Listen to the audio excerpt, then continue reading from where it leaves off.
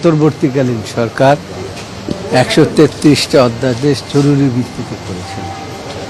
সেই অধ্যাদেশগুলো পরীক্ষা নিরীক্ষার জন্য একটা বিশেষ কমিটি পার্লামেন্ট থেকে প্রিপেয়ার করা হয়েছে।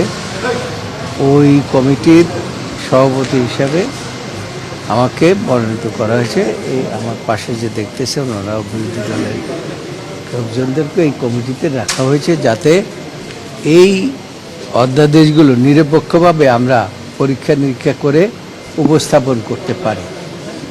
আজকে প্রায় আমরা অর্ধেক পর্যন্ত, অর্ধেকেরও কিছু কম হবে, আমরা আজকে পরীক্ষা নিরীক্ষা করেছি। তার মধ্যে কিছু কিছু বিষয়ের উপরে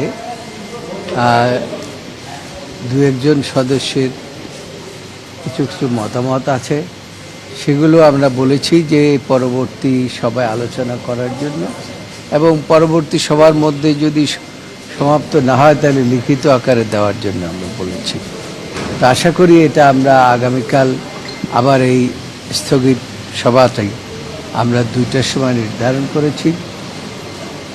সেই জন্য আমরা মনে করি যে সকল সদস্যই আজকে যারা উপস্থিত ছিলেন তাদেরকে আবার এই বিষয়ে জানানো হবে এবং তারা আগামীকাল 2টায় উপস্থিত হবে। স্যার, 133টা অধ্যাদেশ, আপনারা যে সময় পাচ্ছেন সময়টা খুব একটা বেশি না, কবে নাগাদ আসলে আমরা কালকে দ্বিতীয়বার বসবো।